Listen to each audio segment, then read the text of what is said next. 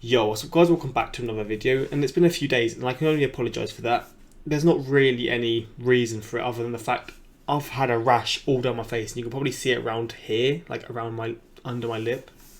But yeah, I've not got great skin. You've probably seen it in the past in videos where my skin is not great. I'm just not blessed with great skin. I always have like outbreaks and just like my eczema plays up. So I can only apologise for that. But in the time that I've not been posting, I've still been looking at the sports, like basketball clips, etc. And I'm enjoying the MJ documentary so much. I genuinely think it's the best sports documentary ever that I've ever, I say ever, that I've ever seen. Because again, I've not seen other ones. And if you have any recommendations, please let me know, because this basketball one is incredible. It's given me a whole different outlook on the sport, and it's making me appreciate, firstly, the whole sport of basketball, but Michael Jordan as well. Like, you see how, because Jordan's seen, or MJ's seen as like, he's just seen as like this guy who just isn't fazed by anything. To see how mentally trained he became in the documentary, and the fact that he had to come out of the sport, he played baseball for a bit, obviously, just, and in my sort of head, I feel like that was to sort of like clear his mind, because again, he seemed mentally drained, and obviously the whole thing with his father. Like, the documentary's just opened my eyes to different things, man. I'm really, really enjoying it. There's only 2 episodes left, but yo, if you've got any sort of things about the doc that you are interested in explaining or talking about in the comments, I'd love to do so, because again, it's really like opening my eyes to the whole sport. But yeah, and also the documentary's just made me want to learn more and more about Michael Jordan. And this is another new Jimmy Hyola video, and the video title is "When the Next Michael Jordan Came Face to Face with Michael Jordan."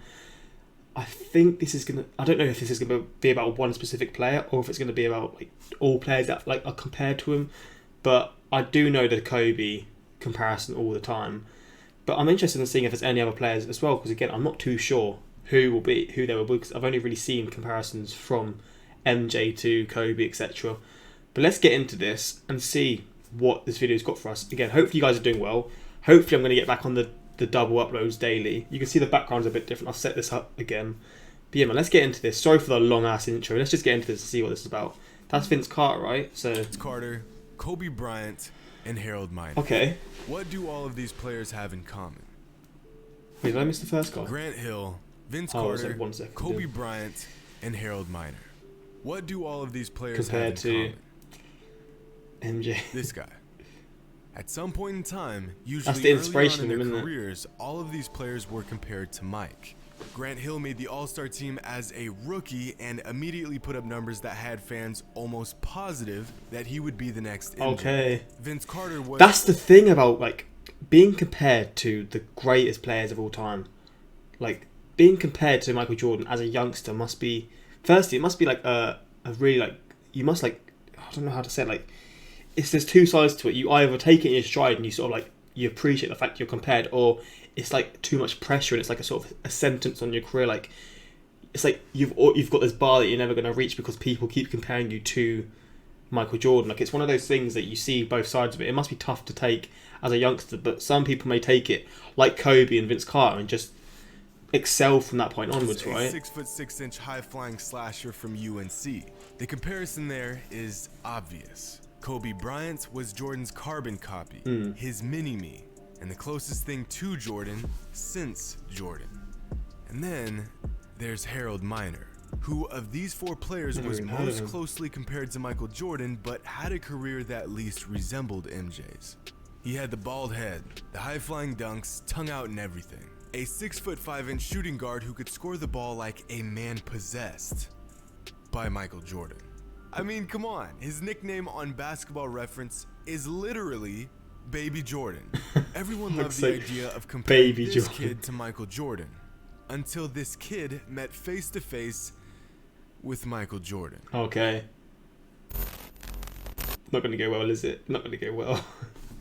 Come on, let's see what this is about. Harold Miner. Is it going to involve stats? Because if it's having stats, oh baby, this is going to be a banging video.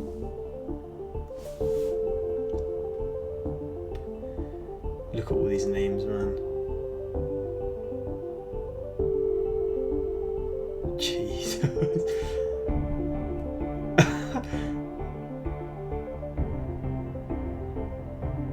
Jesus, there's so many players.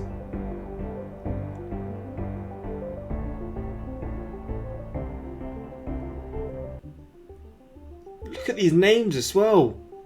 Oh my! It's like every sort of player in the NBA, like current and players from the past. Like, so these are some of the biggest names.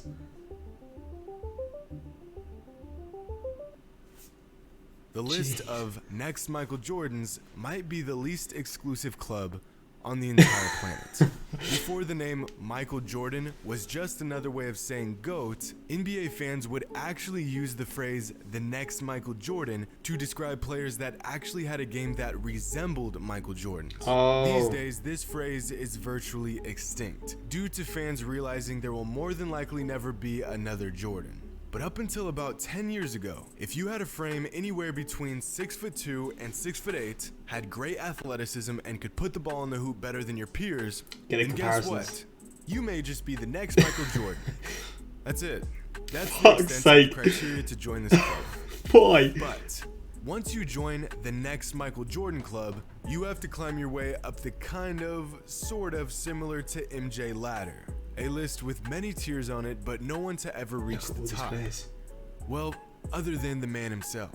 Some have gotten close, but none have reached the pinnacle of this infamous club. At the bottom, you have players that should have never been compared to Michael Jordan. These are the most egregious cases of fans getting ahead of themselves. Towards the top of the list, you'll find Hall of Famers who define their generation. Players who used a Jordan-esque game to leave their mark on the NBA. Go down one tier and you'll find some great players. Go up one tier and you have LeBron and Kobe. Two players with very different games, but in terms of being anointed as the next Jordan, got closer to the top than anyone else. Then, nearly all the way at the bottom, you have the I was super talented and I showed glimpses of superstar ability, but for one reason or another, nothing planned out the way it was supposed to tier. Good players, but they should have never had to deal with the pressure of being compared to Jordan. Players like OJ Mayo, Deshaun Stevens, Michael Pietrus, and Harold Miner. The 6'5" combo guard who had every fan believing they were witnessing the future of the league. This cat had all the tools. The kid could jump out of the gym. He attacked the rim with power, but finished with finesse. As a high schooler, Miner's game was so similar to Michael's that he was given the nickname Baby Jordan. And when you watch his highlights, it becomes obvious why. Here are two sets of college stats. Two All-American guards that elevated their team and had fans eager for their arrival in the NBA. But clearly, one of these players had a larger impact on the college level than the other. Yeah, of course. And the Michael Jordan comparison. Oh wow! I was expecting the other way around. So Harold Miner, like in his back when he was playing like college basketball, he was like he had a better season, he was a better player like on average. But that I seen that in the MJ documentary and like. The fact that he wasn't seen as the best player until a certain point, and then he just sort of, from a point onwards, he just excelled, and like his mindset was what got him to the level that he was at. But that's interesting to see. So the comparisons do make sense, to be honest. More and more real with each passing season. Pac-10 Player of the Year, 1992 All-American, Sports Illustrated College Basketball Player of the Year. But the striking similarities don't end there. In college, Miner wore the number 23. Michael Jordan won 2 slam dunk contests in the NBA. Harold Miner won 2 NBA slam dunk contests as well. Classic Even 23. Vince Carter said that Miner was the real next Michael Jordan. In Fair 1992, MJ was solidifying his spot as the best player in the world. In 1992, Miner was just beginning his NBA journey. And for the first time, fans were finally given the opportunity to watch the future go toe-to-toe with the present. What's going to happen here, man? It's December 30th, 1992. What's going to happen here? The Miami Heat are set to face off against the reigning champs and the Chicago Bulls. A 21-year-old Harold Miner, just 18 games into his NBA career... Bro, he's facing off against MJ at 21. And with like all the pressure of like the press and like the fans saying you're the next MJ, and even players like Vince Carter, bro... He must have been like, I mean, maybe not, because I guess maybe he wanted to prove them right or prove them wrong to say he's his own type of player, but I can only imagine that this must have been one of the most nerve-wracking things for a player to do. Fresh off his best performance of the season, A 19-point outburst against a fellow star rookie, Shaquille O'Neal. Oh, the mad. kid is feeling good and quickly proving his value at the NBA level. His assignment on this night, Michael Jordan. The stage is set. Oh, Big no. Jordan versus the Jordan. Let's see what this kid can do. Was forced to commit the foul. This is interesting. Harold Miner, the rookie from Southern Cal, in. Miner will play against one of his idols, an obvious influence. Oh, I'm sure this is a big occasion for Harold Miner to play against the great one, Michael Jordan, and to defend him one-on-one. Here's a good matchup. Miner blowing by. Nice pass by Miner. 3-on-2. Miner. Oh, great Got dive. it. Change of hands. Play. Harold Miner. He's doing his thing, to be honest. Harold Miner. Yes, sir.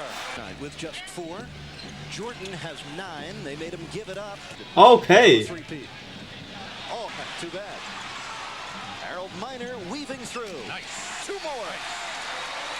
Young Harold Miner broke into a grin when he heard that whistle. He knew he had a clean steal, but almost knew he wouldn't get away with it. Untypical. Beat at 58%. He's got it with streaks, to be fair.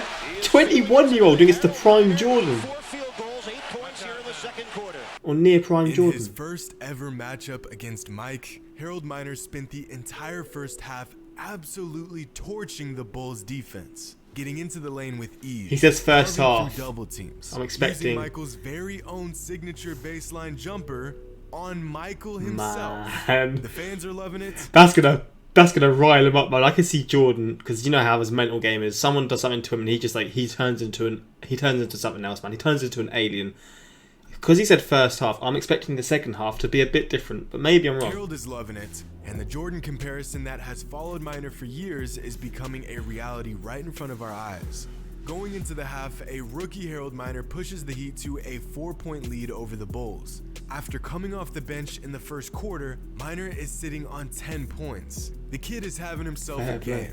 Michael, on the other hand, only has 9 points going into the half. I was actually beating him Now, then. you don't have to be a mind reader to know that right about now, MJ is fuming. To have a 21-year-old rookie compared to him and come out and light him up using his own moves, that's just unacceptable. He's not happy, is he? Maybe, just maybe, this kid really was the next Michael Jordan. The similarities. He's about to turn this stuff down, man. He's relentless. He's got all the moves. What could possibly go Oh, wrong? this is gonna be funny. The confidence and the game growing nightly for Harold Miner. I think Michael Jordan might try and take Harold Miner and show him who's boss out here soon. Now, why do you have to go and say that? 7 on the shot clock. Jordan to work. Good if it goes. How many points is he gonna get then? Oh! Stuffed in the first. Jordan on the prowl. Oh man. Jordan with a reject. Oh man, that's Everywhere disgusting. on Look. defense, folks. Good defense by Glenn Rice. They tried to bring Scottie Pippen free pass by Glenn Rice. Back to Jordan. Oh my god. How many points is he on? Oh boy. Jordan with the steal. Look out, folks. All these different types of shots as well. For the next 24 minutes, Michael Jordan goes berserk on the Miami Heat, What's happened dropping there? 30 points in the second half of Oh, you've got to feel for him because he's a 20-year-old.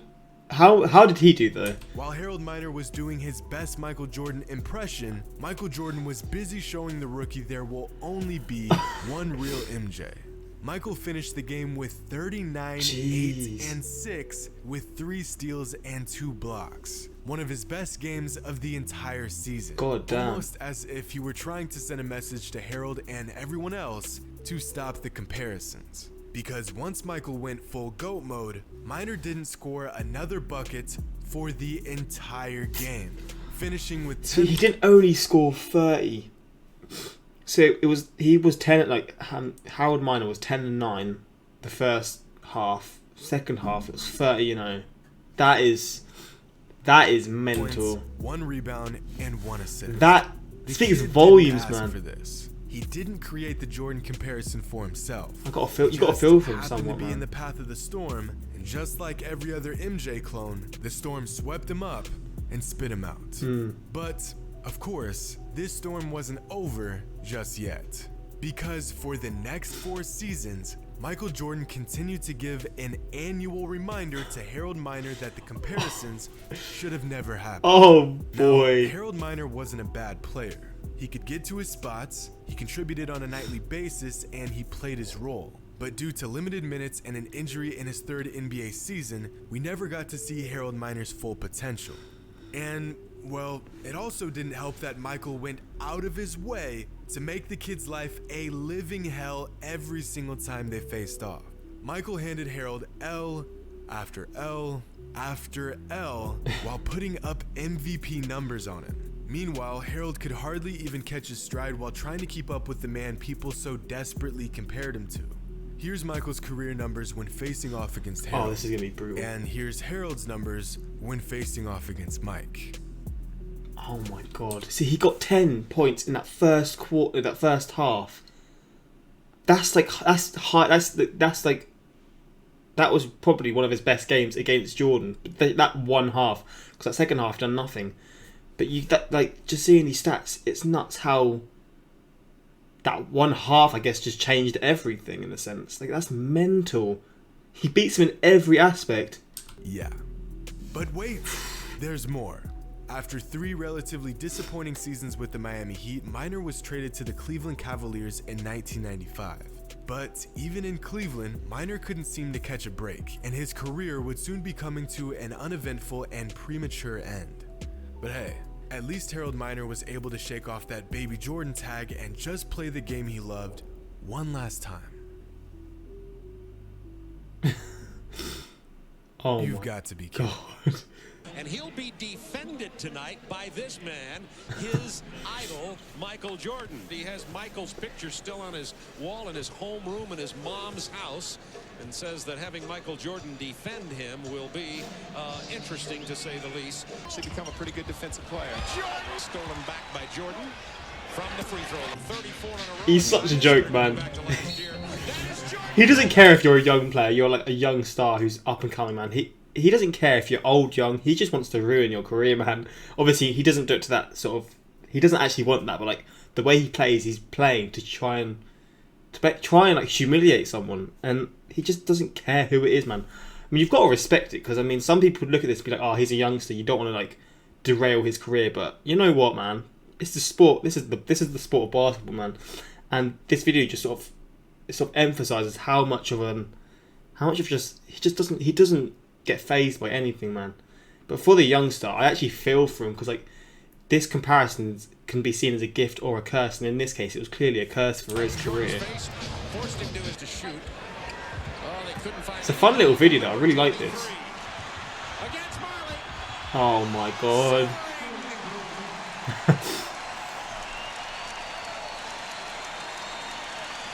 As some sort of twisted farewell gift, Michael Jordan and the Bulls handed Harold Miner a 26-point blowout loss in his final NBA game.